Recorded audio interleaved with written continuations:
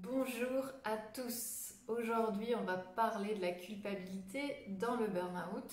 Si vous avez fait un burn-out, je vous pose la question, est-ce que vous vous sentez très souvent coupable de vous reposer, de prendre du temps pour vous, de prendre soin de vous, de ralentir, de ne pas toujours être en train de courir pour les autres, de travailler, d'aider vos collègues, d'aider votre famille, d'être toujours présent, présente pour les autres.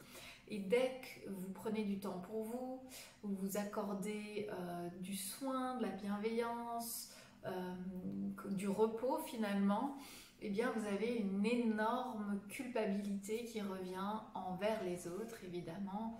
Et vous avez l'impression quelque part au fond de vous que vous n'avez pas le droit ou que vous ne pouvez pas en tout cas prendre du repos, du temps pour vous, que vous devriez être tout le temps actif, toujours en train de faire quelque chose pour être utile, pour aider les autres, pour être redevable, etc.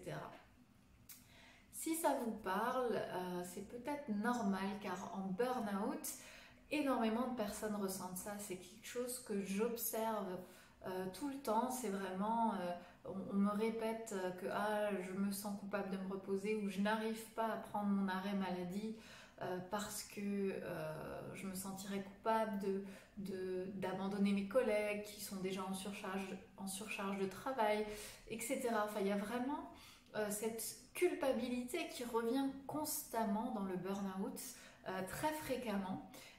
Ça fait presque même partie quelque part de la mécanique du burn-out, c'est-à-dire de comment le burn-out se construit. Il y a souvent cette culpabilité en fond.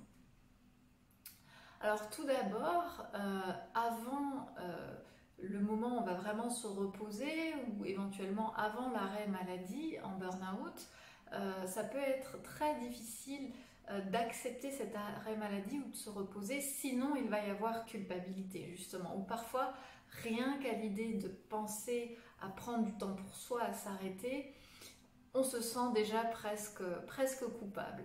Derrière ça, il y a souvent en fait des croyances comme alors ça dépend des personnes, mais souvent ce qui peut revenir c'est si je ne suis pas toujours en train de faire quelque chose pour les autres, en train de remplir toutes mes tâches, toutes mes fonctions, tous mes rôles, et ben je ne vais pas être aimable.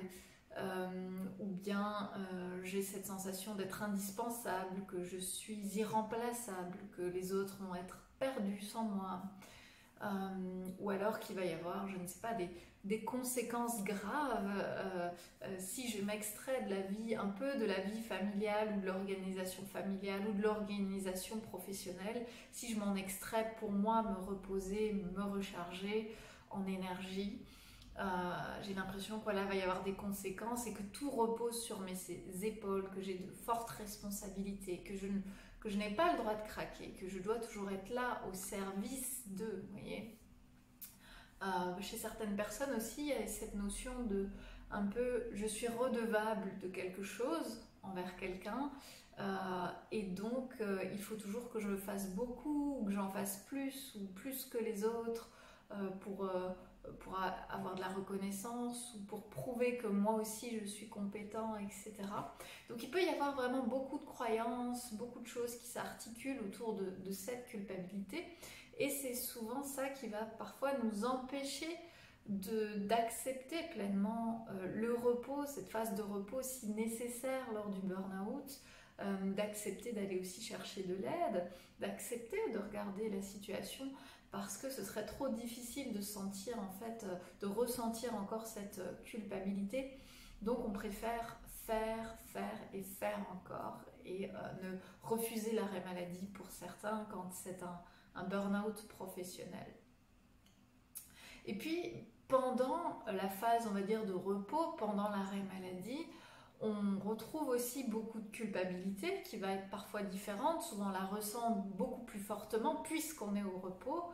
Ce qui va se passer là, c'est que non seulement on culpabilise, mais ça ne va jamais s'arrêter dans la tête en fait. Il y a toujours plein de pensées et on croit peut-être se reposer parce qu'on est à l'arrêt physiquement, on est peut-être allongé sur le canapé, dans son lit, on a l'impression de ne rien faire Et pourtant la tête, elle, continue à ruminer, mais qu'est-ce que vont penser mes collègues? Je suis en train de les abandonner, ils sont déjà en surcharge de travail, qu'est-ce que ça va être quand moi je ne suis pas là? Ou qu'est-ce que va dire mon mari si la maison n'est pas bien rangée ce soir? Il faudrait absolument que je range parfaitement la maison comme d'habitude, etc. Et donc il y a beaucoup de ruminations, beaucoup de pensées dans la tête. Et ce qui se passe, c'est qu'en fait, on n'est pas au repos. Parce que quand la tête est stressée, hein, on est très actif là-haut, en fait, le corps non plus ne peut pas véritablement se reposer, comme les deux sont liés.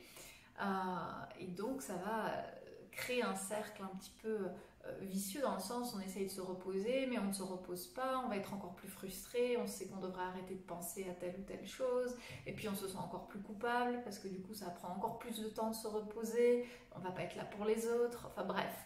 C'est très compliqué aussi mentalement, psychologiquement. Et donc cette culpabilité va vraiment s'exacerber parfois aussi avec l'arrêt maladie, avec le repos. Cette culpabilité qui est exacerbée, elle est évidemment dysfonctionnelle. Puisque une émotion, hein, comme toute émotion à la base, la culpabilité a une utilité, elle a une fonction. Alors la culpabilité, c'est une émotion sociale qui est là pour régir et harmoniser en quelque sorte nos relations sociales, pour pouvoir vivre avec les autres. Sauf que comme toute émotion, quand elle est exacerbée, elle devient dysfonctionnelle, c'est-à-dire qu'elle ne remplit plus son rôle. Et là, dans le burn-out, elle peut être même faire l'inverse. Elle est inversement utile, je veux dire, par rapport au burn-out, c'est-à-dire que j'observe aussi chez certaines personnes que pour ne pas me sentir coupable, je vais continuer à travailler, je vais continuer à tirer sur la corde, à ne pas m'écouter, à ne pas écouter mes besoins, voilà, à ne pas me reposer pour ne pas ressentir cette culpabilité. Donc là, la culpabilité ne remplit plus son rôle de remplir un certain besoin. Au contraire, elle nous fait nous éloigner de nos besoins. Donc c'est une émotion qui va devenir, dans ce cas-là, dysfonctionnelle. Elle ne remplit plus sa fonction. Voilà, elle nous dessert en quelque sorte. Et parfois, quand je vois les personnes me parler de leur culpabilité, on sent chez elles que c'est un poids qu'elles portent, quoi. C'est le poids de la culpabilité. Et souvent, cette culpabilité est installée depuis tellement longtemps qu'elles ne savent même pas d'où elle vient. Elles ne savent pas pourquoi elle est là, mais elle est là, elles la ressentent, ça c'est un fait. Okay. Donc, si vous êtes en burn-out ou sur le point de l'être, en burn-in, hein, l'étape pré-burn-out, on est en train de s'épuiser, on ne s'est pas encore effondré, mais on commence à sentir que là, on est vraiment en train de s'épuiser de manière sévère.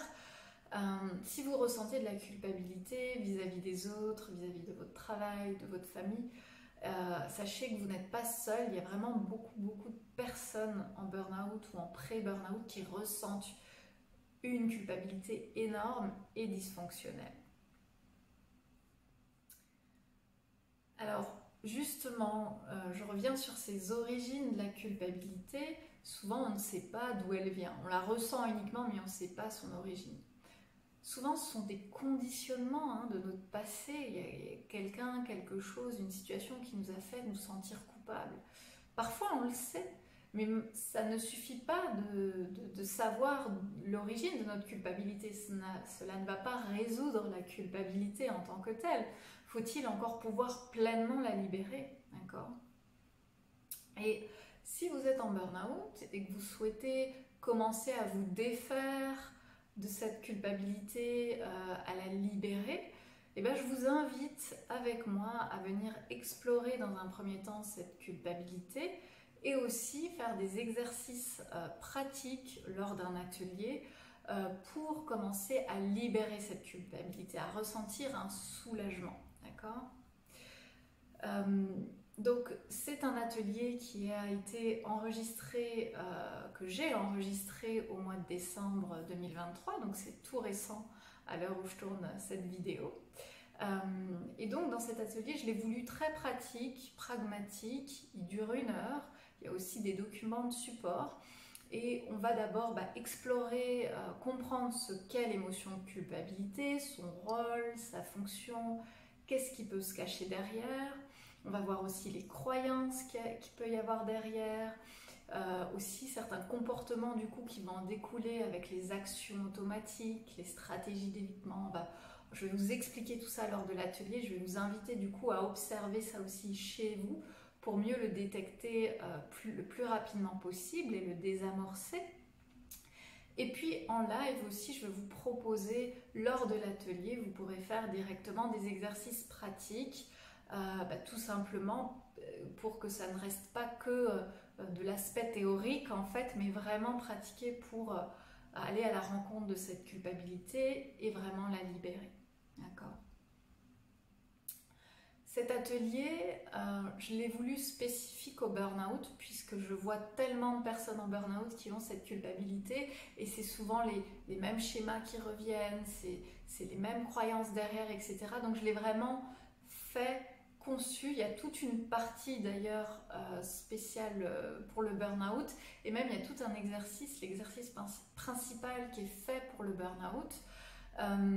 Donc burn-out ou pré-burn-out, si vous sentez que vous êtes déjà en fait quasiment burn-out, vous êtes dans l'épuisement, que vous sentez déjà une énorme culpabilité, rien qu'à l'idée de vous mettre en arrêt maladie ou de vous arrêter ou autre, c'est aussi pour vous.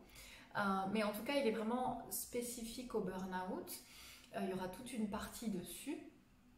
Et donc, il est en ligne, il est disponible à partir d'aujourd'hui sur le site internet. Je vais vous mettre le lien dans la description de cette vidéo. Et comme c'est un nouvel atelier, eh bien, je vous propose un tarif réduit jusqu'au dimanche 28 janvier. Je le mets à 26 € au lieu de 32. Voilà, et donc vous aurez accès à vie à cet atelier. Vous pourrez y revenir parce que je vais vous inviter à refaire certains des exercices pour vraiment toujours plus libérer de couches finalement et que ça s'intègre de mieux en mieux en vous, cette libération. Et puis vous aurez évidemment les documents de support. Donc tous les détails et l'inscription à cet atelier en description de cette vidéo. Voilà, et puis sinon je vous dis à très bientôt, portez-vous bien.